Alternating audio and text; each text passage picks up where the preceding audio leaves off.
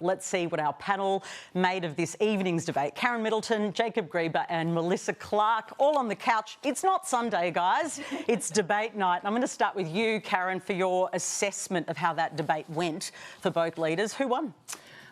Look, I don't think there was a knockout blow in either direction. I think there was probably greater pressure on Peter Dutton, and perhaps the pressure showed slightly more on Peter Dutton. And maybe that's a legacy of not exposing yourself as much to critical questioning over the past 3 years. He's tended to sort of shy away from that a little. I think there were things that could be exploited by each side against the other. Anthony Albanese wouldn't say when power prices would fall. That was a moment that might have been difficult for him. I think Peter Dutton wouldn't say if climate change was getting worse, and he wouldn't say if he trusted Donald Trump. So those were pressure points, I think, in each direction. In the end, maybe you would give it to Anthony Albanese, but I don't think there was a knockout blow. What do you reckon, Jacob? I agree with the knockout blow assessment. Dutton was very strong on the energy debate. He put it to Albanese. Albanese looked evasive, as you said, on when prices come down. Dutton was effective on the budget discussion, the spendiness of it all. He got wobbly when it came to climate change. I think he was speaking specifically about Thargomindah, but the look will no doubt be a headline. He was very much on the back foot on Indonesia. He had to apologise for the error that he made in assuming that the president of Indonesia had said something declarative. That's a messy story. And I think he was also messy on Trump, which is a bit of a surprise. He said, "I don't know Donald Trump," which begs the question, how is it then, do you think, that you would get a better deal, or indeed get a deal, which is something he's promised he would do? That's a really interesting point, Mel. Yeah, I think you've absolutely nailed what were some of the key takeouts of this. But as a general characterisation, I think we saw both a Prime Minister and an opposition leader who were both really on the defensive in this case. And when it comes to Anthony Albanese, he was having to defend his record in office, and Peter Dutton was having to defend the lack of details around a lot of his policy offering. And I think that meant that we didn't really get a debate of competing inspiring visions. We had two leaders who have a lot to lose out of this, and I think we saw that with a very defensive approach from both of them. I think that's a good point. Look, I think it's really important to go through some of the big debating points tonight. It started after the opening pitches with their housing policies and their different ideas there. There were some really interesting questions posed by David Spears, particularly on the fact that they're property investors. Then there was this exchange, which I think was the first friction between them on the modelling for negative gearing. Here it is. Anthony, your government has modelled negative gearing changes and CGT changes. Well, the Treasurer has done that. That's not right. Well, it is the public service. Right. Well, under our public service, we actually value the public service, and we value them coming up with ideas and doing assessments. That's what's happened. I can't but believe, I have David, been to be very honest. clear. I have been very clear about what our position is and why that is the case. Was it modelled? It certainly wasn't commissioned by us to do so. It was modelled by the government. It was that's publicly available. This Prime Minister has a problem with the truth.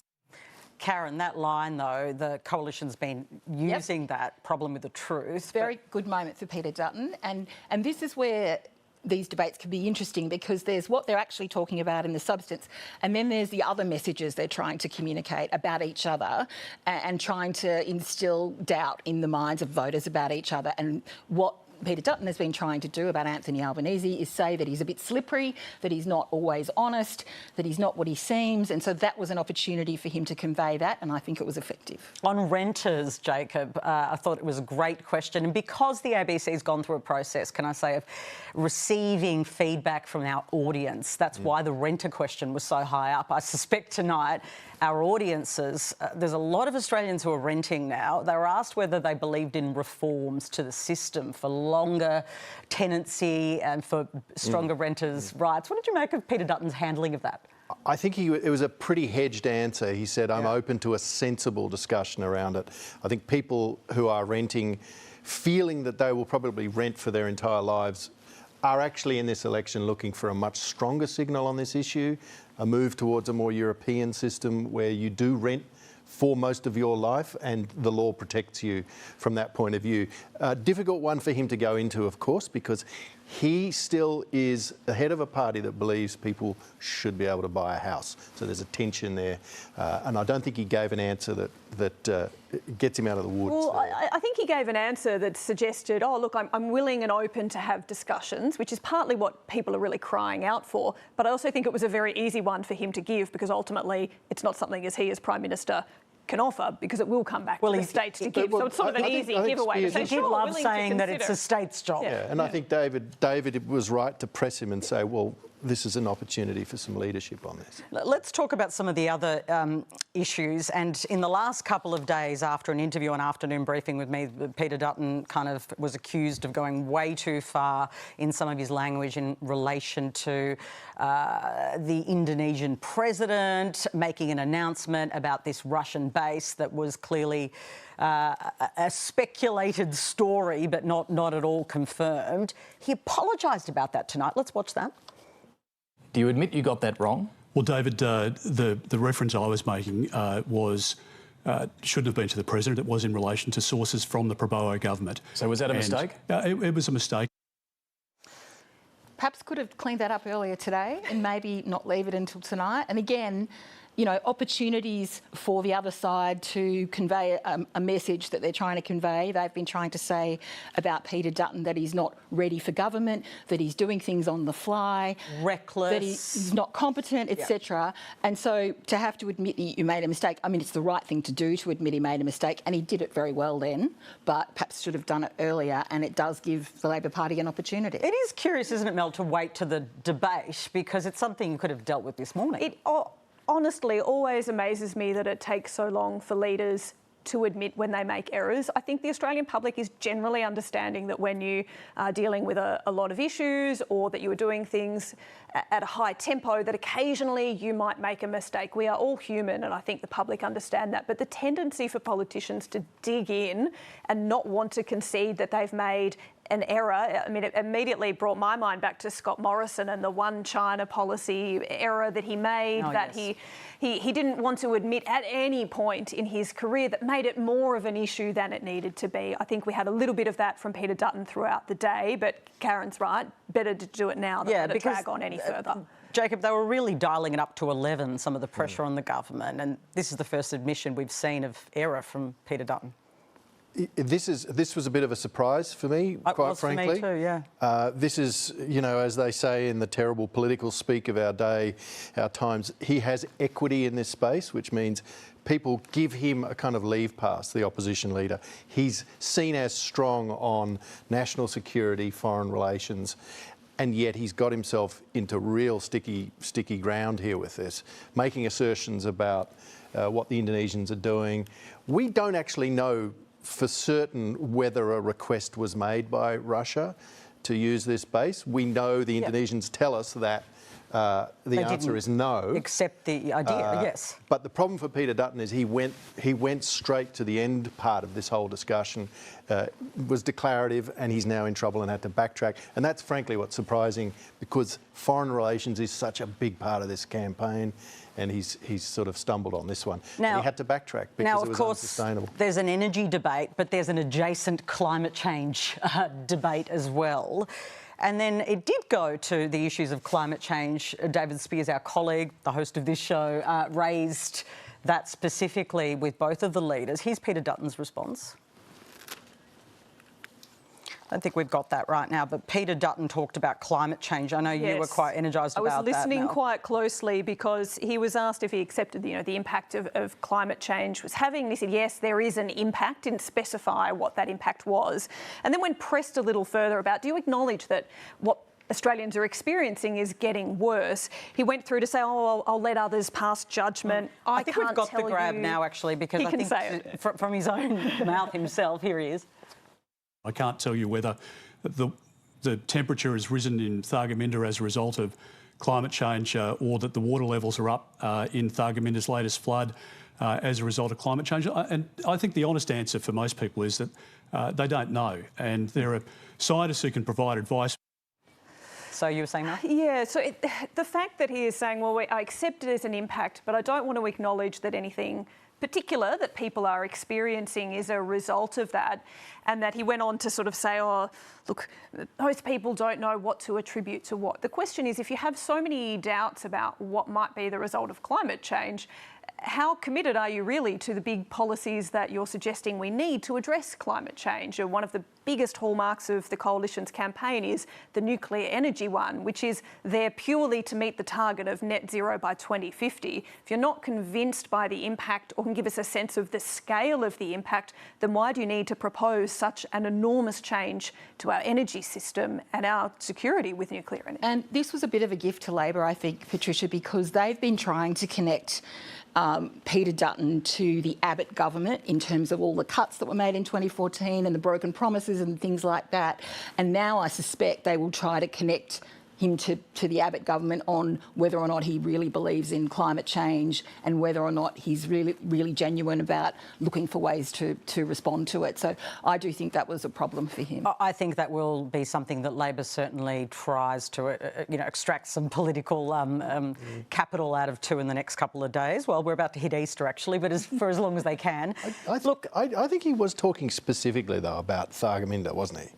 I think he answered about Thargomindah. Yeah. I think the question was broader than that. The question was absolutely broader. But I think this is, like, I agree with what you're saying, and it's probably going to be a clip that might get run, especially if we're in minority government discussions after the elections. What Teal now joins Peter Dutton? Teals that are campaigning on climate change action. How do they now join forces with Peter Dutton if that's one of the options that's on the table? This clip will probably come back. Now, of course, prices, cost of living, they're the big issues that have dogged the government, particularly electricity prices. And there was a moment that I think was quite difficult for the Prime Minister when he was really pressed on energy bills and what would happen, looking into the future. Here he is. Under our plan, we know that renewables are the cheapest form of power, and that is why we are doing that, rolling it out, including through gas. Peter raised gas. Gas is now $13. It was $30. And when does it get cheaper? When we came off, 13 is cheaper than 30. When do we see the bills come down? Well, what we need to do is to roll out renewables, make sure there's energy security, make sure it's backed up by batteries, by hydro and by gas. OK, so Karen, that's a difficult one for the Prime. He's got the alarm bells going. Yeah, I can't make a commitment. $275. Yes. The last time around, he talked about bills coming down by $275. They've done their best to try and cover that with, the $300 energy rebate and all the rest of it. But that has been a problem for him, and that's why he was ducking and weaving and tap dancing furiously there. But it does look evasive, doesn't it, when you're not prepared to say it's, it's one of those trick questions where there's really no accurate answer you can necessarily give, but it does expose him a little bit on that point. But it's also the point in an election cycle where I don't think the public is well served by this defensive and attack approach we get, where they're trying to avoid being pinned down on a price. They both want to prove that each other has the cheapest approach going forward, whereas the honest answer to the Australian public is our energy system is undergoing a massive transformation, and whoever you vote for, that massive transformation is taking place, and albeit in different ways. It will cost nuclear, under both plans. renewable, and it will cost significant amounts under both ways. That's the honest conversation we actually need to have about this policy, but the politics of not wanting to get snookered into saying, actually, there might be a cost involved here means we just don't have that conversation. And I actually think Dutton missed a bit of an opportunity here in this debate around the energy discussion when it went to Albanese accusing the opposition, of needing a massive subsidy to build these nuclear power stations. Dutton could have gone in and said, well, hang on, there's a massive subsidy at the moment for renewables. It's enormous. It's called the Capacity Investment Scheme. We don't know what that's worth. The government's never told us. So that went through. I think he could have had a go there. OK, so as insiders, panellist Nikki Sava famously said on this show, there are 3 candidates in this election. Donald Trump has been on the ballot, it feels, not officially, but certainly he's always in the campaign, right? Like, I think we had a quiet week. We went a bit quiet and we didn't talk as much about him, but he's overwhelmingly been in the campaign. David Spears asked a very specific question about whether they trusted Donald Trump. Here's the answer. We trust the United States, and I don't know the president. I've not met him. The Prime Minister obviously has been able to. Well, I was surprised. I was too. Yeah. I mean, it's factual. He does not know. Yes, but I was a bit surprised that he didn't sort of sidestep that and say, well, you know, yes, the bit about the United States and the relationship is always bigger than the leader and our countries endure and, you know, we always find a way through. And I don't know, I was just a little surprised that he actually introduced the idea that he doesn't know the president, especially given that he's been arguing and also went on to argue that they've got a better chance, the coalition, of doing a deal to lower the tariff problem. That he could go and get a deal, a better deal with Donald Trump. So there are inconsistencies there, and that's a problem. Well, he said he would get a deal. Yeah, he did. During the campaign, he's been explicit, I would get a deal with Donald Trump. Go there within, I don't know if it's 30 days or 100 days. But that was an admission that actually you don't have a special relationship with Donald Trump, and that's, you know, that sort of goes counter to what he's been suggesting all along. Something, play golf. Something. Oh yeah. There used to be an ambassador that would play golf. Yeah. Joe Hockey and Kevin Rudd. I don't know if he plays golf. There are two issues with this answer, right? There's the logical inconsistency that you're absolutely right. It leaps out of the screen at you. If you don't even know him, how can you possibly claim to secure a better deal with him? But also, if you don't know him and you're not willing to say you trust him, why are we investing so much in this relationship? It doesn't give a great assurance about the relationship with the US, the security relationship we have, which Peter Dutton is basing a significant amount of his campaign on. It is a very obvious question that he was going to be asked. I was surprised there wasn't a better prepared answer. Yeah, and then it was followed up by our colleague David Spears with that question around trusting the Chinese president as well, because Donald Trump might be the biggest name at the moment, but the Chinese president in China has a huge influence in our country. I noticed that Peter Dutton was a bit more diplomatic with his answer, sort of. Yeah, I thought it was a fairly similar answer, and I thought it was unusual for Peter Dutton to put China and American leaders in effectively the same category of I haven't met them, I can't give a definitive answer on them, it's a bit vague. Again, as someone who has for much of his political career given a very stark view about his sense of where the world stands of American power and Chinese power, to sort of give it a fairly even-handed treatment, I thought was surprising. Yeah, I agree with that, but I think he's probably very mindful of Chinese Australian voters in particular electorates, and they punished the coalition last time because of the extent of the rhetoric about China. So he's being much more careful about the way he speaks, and I suspect, having said what he said about Donald Trump, he felt he should say the same thing about Xi Jinping, and then he created this equivalence, which was a bit surprising. Yeah. There were some great questions. This debate was quite different from the last debate, and I think that's great because it brings out different responses. I thought that question that I mentioned at the beginning of our summary here, in relation to what would they be remembered for? It really does force a leader, doesn't it, to think about themselves and their legacy. Jacob, for the Prime Minister it was childcare, affordable childcare, and for Peter Dutton it was the gas reservation, energy policy. Yeah, revolutionising energy policy, I think, yeah.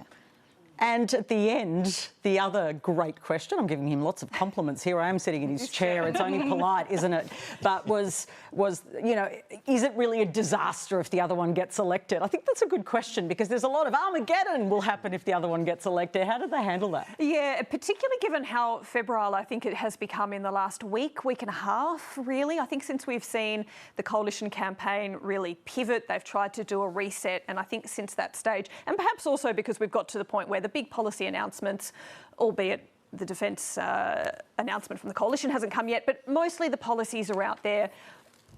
Pre-polling will begin soon. I think that has led to this febrile environment of we must go to the extremes in criticisms of the opponents. We really have seen that build up, and they weren't really willing to give too much due to each other. No. Not overwhelmingly. But, you know, there's that old thing, beware the softball question. And I actually thought it was quite illuminating because Anthony Albanese answered first and was talking about how they were able to have conversations, you know, sort of offline about things and get on well. So it was almost like Peter Dutton felt that he couldn't go for the jugular then. And then he said, oh, yes, we can have lots of conversations about national security and work things out. And I thought, really? National security is one of the things you are saying this guy is really weak about. And now you're saying we're sitting down and working things out together. together. And have been complaining today they haven't had a briefing on what's going on in So Indonesia. it just was a bit jarring and surprising to me, that. Yeah, that's right. The other great question, and you don't hear it enough in the other debates or in other places, was in relation to Indigenous Australians. We spent a lot of this term actually campaigning and voting on Indigenous Australians, and yet silence.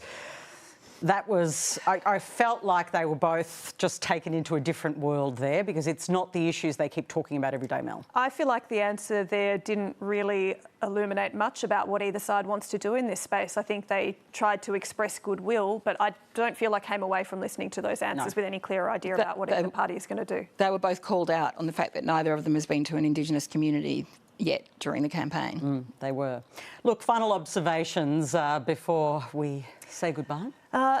There was, today in the debate, as we have seen throughout the campaign, a lot of competing claims about who is lying or who is not being truthful. And whilst they are trying to get an impression and a vibe across, I think for a lot of voters, they already think politicians lie. And I don't think it counts as much as the leaders suspect it does. There might be more productive ways to try and persuade voters at this stage.